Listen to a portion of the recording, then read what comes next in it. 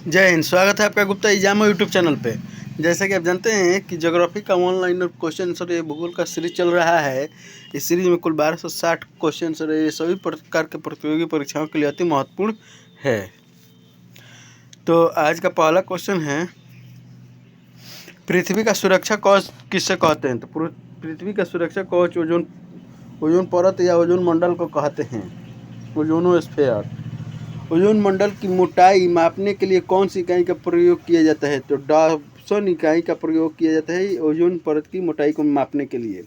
Next है, वायुमंडल में किसकी ऊंचाई 60 किलोमीटर से 640 किलोमीटर तक होती है? तो आयन मंडल की ऊंचाई 60 से लेकर 640 किलोमीटर तक होती है। नेक्स्ट है, रेडियो तरंगे किस परत में पाई जाती है? तो रेडियो तरंगे आयन मंडल में पाई जाती है। नेक्स्ट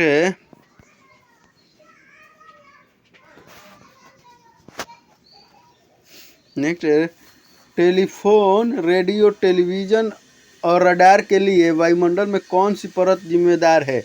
तो वो है आयन मंडल।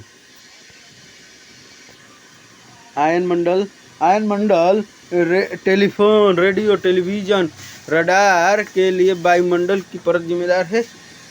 वायुमंडल में 640 किलोमीटर से ऊपर के भाग को क्या कहते हैं? तो बाह्यमंडल। 640 किलोमीटर के वायुमंडल के 640 किलोमीटर के ऊपर के भाग को बाह्यमंडल कहा जाता है। नेक्स्ट है, बाह्यमंडल में किस गैस की प्रधानता होती है? बाह्यमंडल में किस गैस की प्रधानता होती है? तो बाह्यमंडल में हाइड्रोजन या हीलियम की प्रधानता होती है। नेक्स्ट है, सूर्यातप इंसुलेशन क्या है? सूर्यातप क्या है? तो सूर्यातप सूर्य से पृथ्वी तक पहुंचने वाली सौर विकिरण ऊर्जा को सूर्यताप कहते हैं। यह ऊर्जा लघु तरंगदैर्घ्य के रूप में सूर्य से पृथ्वी तक पहुंचती है। सूर्यताप उसे कहते हैं जो सूर्य से पृथ्वी तक पहुंचने वाली जो सौर विकिरण होती है, सूर्य से पृथ्वी तक पहुंचने वाली सौर विकिरण को सूर्यताप कहते हैं। ये लघु ऊर्जा तरंग होती है। नेक्स्ट है, वायुमंडल की बाहरी सीमा पर सूर्य से प्रति मिनट प्रति वर्ग सेंटीमीटर कितनी ऊष्मा मिलती है? तो वायुमंडल की बाहरी सीमा पर सूर्य से प्रति मिनट प्रति वर्ग सेंटीमीटर 1.94 कैलोरी ऊष्मा प्राप्त होती है। नेक्स्ट है, एल्बिडो किसे कहते हैं? तो किसी भी सतह को प्राप्त करने वाली सूर्यताप की मात्रा और उसी सतह से परावर्तित की जाने वाली सूर्यताप की मात्रा के बीच के अनुपात को एल्बिडो कहते हैं। नेक्स्ट है, तापमान किसे कहते हैं? तो भूतल से करीब 1 मीटर ऊपर स्थित वायु की गर्मी को उस स्थान का तापमान कहते हैं। भूतल से करीब 1 मीटर ऊपर स्थित वायु की गर्मी को उस स्थान का तापमान कहते हैं। नेक्स्ट है, दैनिक तापांतर क्या है? किसी स्थान पर किसी एक दिन के अधिकतम या न्यूनतम तापमान में अंतर को वहाँ का दैनिक तापांतर कहते हैं। ताप में आए इस अंतर को ताप परिसर कहते हैं। नेक्स्ट है,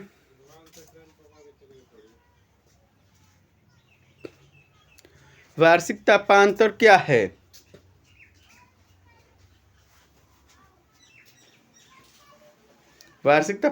है? जैसे दिन और रात के तापमान में अंतर होता है, उसी प्रकार ग्रीष्म तथा शीत ऋतु के तापमान में भी अंतर होता है। किसी स्थान के सबसे ठंडे महीने और सबसे गर्म महीने के मध्यमान तापमान को वार्षिक तापांतर कहते हैं। नेक्स्ट है, विश्व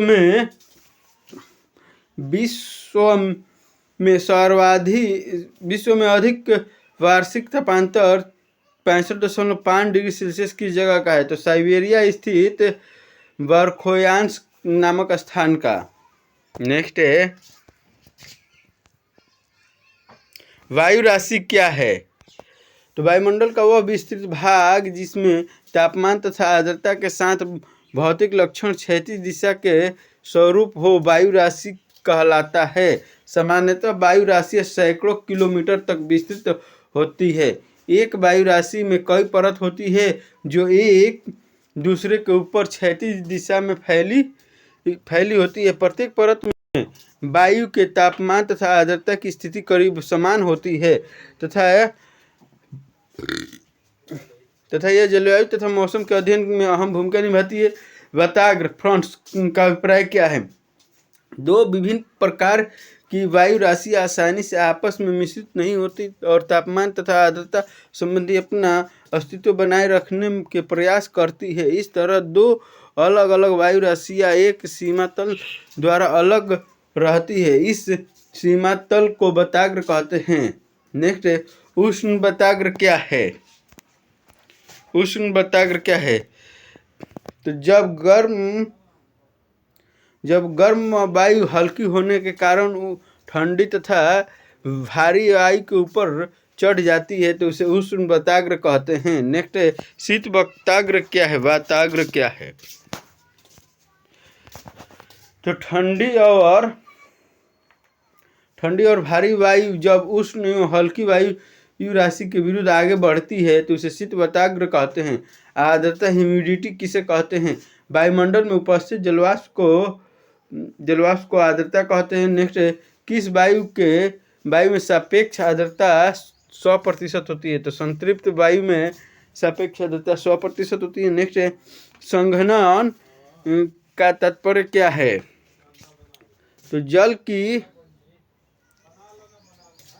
जल की गैसीय अवस्था के तरल या ठोस अवस्था में परिवर्तित होने की क्रिया को संघनन कहते हैं। नेक्स्ट, ओसांक ड्यू पॉइंट का मतलब क्या होता है?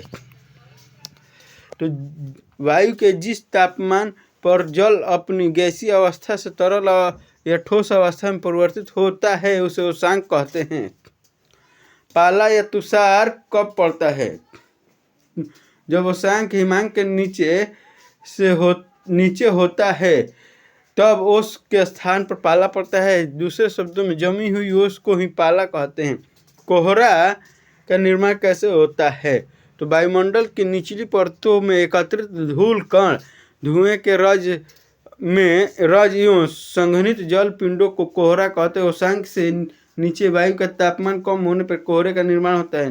नेक्स्ट है, धुंध क्या है? तो हल्के फुल्के कोहरे को धुंध कहते हैं। नेक्स्ट है, वायुमंडलीय दाब एटमॉस्फेयर प्रेशर किसे कहते हैं?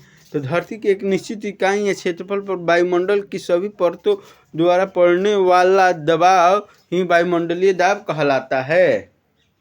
नेक्स्ट है, वायुमंडलीय दाब को किससे मापते हैं? तो वायुमंडलीय दाब को बैरोमीटर से मापते हैं। वायुमंडलीय दाब की इकाई क्या है? तो बार या पास्कल। वायुमंडलीय दाब की इकाई बार या पास्कल है। नेक्स्ट है, समुद्र तल पर औसत वायु दाब कितना होता है? तो समुद्र तल पर सामान्य वायु दाब 1013.2 मिलीबार है। सतह पर हवा गुरुत्वाकर्षण के कारण सघन है जिससे अधिक दबाव पड़ता है। वायु दबाव को पारा बैरोमीटर या एरोइड बैरोमीटर का उपयोग करके मापा जाता है। नेक्स्ट है, समदाब या आइसोबार क्या है? तो समुद्र तल पर सामान्य वायु दाब वाले क्षेत्र को मिलाने वाली रेखा। धरातल की तुलना में वायु दाब कहाँ कम होता है? तो पर्वत पर। यहाँ पे कब के जगह पर कम होगा, ये है पे।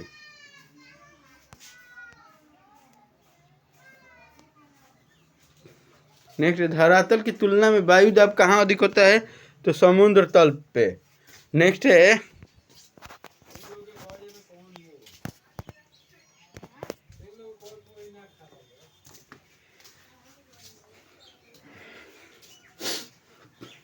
किसी भी स्थान पर वायु दाब कितनी बार घटता है बढ़ता है? तो 2 बार। नेक्स्ट है, हवाओं के बहने की वजह क्या है? तो दाब प्रवणता। नेक्स्ट है, बैरोमीटर के पठन में तेजी से गिरावट किस बात की संकेत है? तूफानी मौसम का।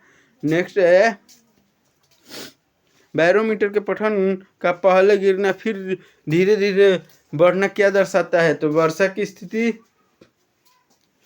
ये अभी जितने क्वेश्चन आ रहे हैं भूगोल में, ये सभी के सभी एनसीईआरटी के जो भूगोल की किताब है उसमें दिया हुआ है।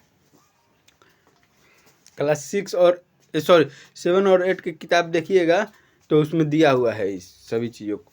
बैरोमीटर के पठन। नेक्स्ट है बैरोमीटर के पठन का लगातार बढ़ना किस मौसम का सूचकांक है? प्रति चक्रवात और साफ मौसम। सेल्सियस थर्मामीटर के आविष्कारक कौन थे? तो एडम्स सेल्सियस। नेक्स्ट है केस आर्द्रता मापी यंत्र का आविष्कारक कौन थे? तो डी सेसर। नेक्स्ट पृथ्वी के धरातल पर कितने वायुदाब कटिबंध है? तो 4।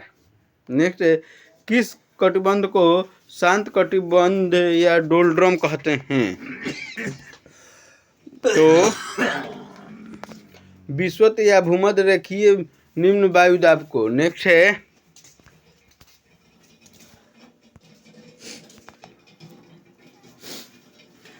अश्व अक्षांश के नाम से किस कटिबंध को जाना जाता है? तो उपोष्ण उच्च वायुदाब को अश्व अक्षांश कटिबंध के नाम से जाना जाता है। नेक्स्ट है विश्व के सभी उष्ण मरुस्थल किस कटिबंध में पाए जाते हैं? तो उपोष्ण उच्च वायुदाब में पाए जाते हैं। विश्व के सभी उष्ण मरुस्थल उपोष्ण उच्च वायुदाब कटिबंध में पाए जाते हैं। नेक्स्ट है उपध्रुवीय निम्न दाब क्या दाब क्षेत्र क्या है? तो 450 उत्तरी तथा दक्षिण गोलार्ध से क्रमशः आर्कटिक तथा अंटार्कटिक वृत्तों के बीच निम्न वायुदाब कटिबंध पाए जाते हैं। नेक्स्ट उच्च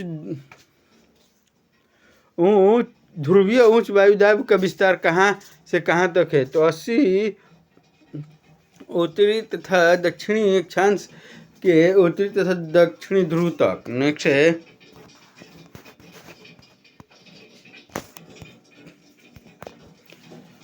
ध्रुवीय उच्च वायुदाब में हमेशा वायुदाब उच्च क्यों होता है? तो कम तापमान के कारण। नेक्स्ट है बादल मुख्य रूप से हवा के डैश के प्रक्रिया के माध्यम से ठंडा होने पर उसके तापमान में उष्मांक से नीचे गिरने से बनते हैं। तो रुद्रोष्म। बादल मुख्य रूप से हवा के रुद्रोष्म प्रक्रिया के माध्यम से ठंडा होने पर उसके तापमान के उष्मांक से नीचे गिरने से बनते हैं। नेक्स्ट है डैश से बादलों की दिशा एवं गति मापन किया जाता है। तो नेफोमीटर से बादलों की दिशा एवं गति का मापन किया जाता है। कम घनत्व की वजह से बादल वायुमंडल में तैरते हैं। नेक्स्ट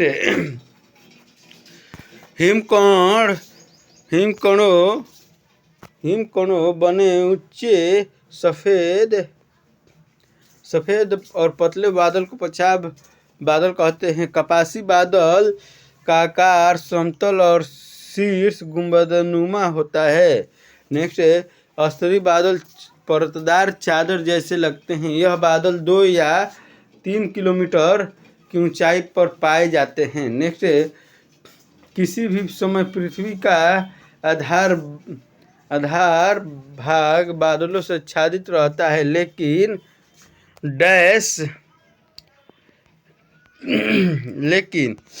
डैश भाग पर ही बारिश होती है। तो 3%।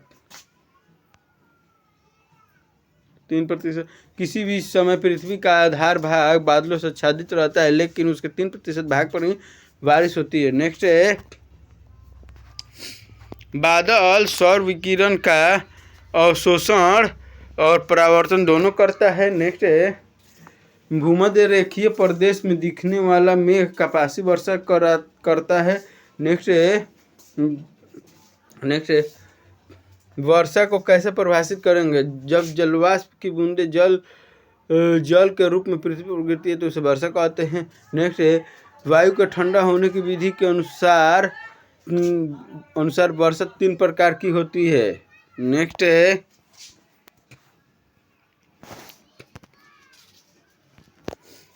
नेक्स्ट है, वायु के ठंडा होने की विधि के अनुसार वर्षा 3 प्रकार की होती है: संवहनीय वर्षा, प्राकृतिक वर्षा और चक्रवाती वर्षा। नेक्स्ट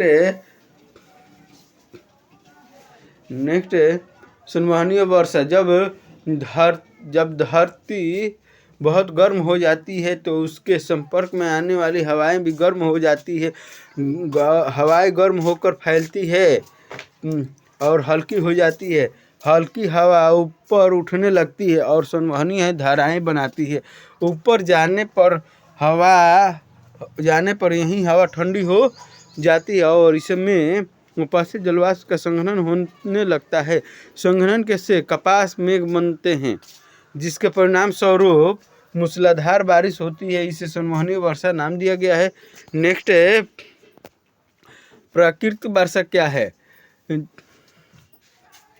प्राकृतिक वर्षा क्या है? जब जलवाष्प से लदी हुई गर्म हवा को किसी पर्वत या पठार की ढलान के साथ ऊपर चढ़ना पड़ता है तो यह वायु ठंडी हो जाती है। ठंडी होने पर वायु संतृप्त हो जाती है और ऊपर बढ़ते ही संघनन होने लगता है। इस प्रक्रिया से वर्षा होती है। इस प्राकृतिक वर्षा का नाम दिया गया है।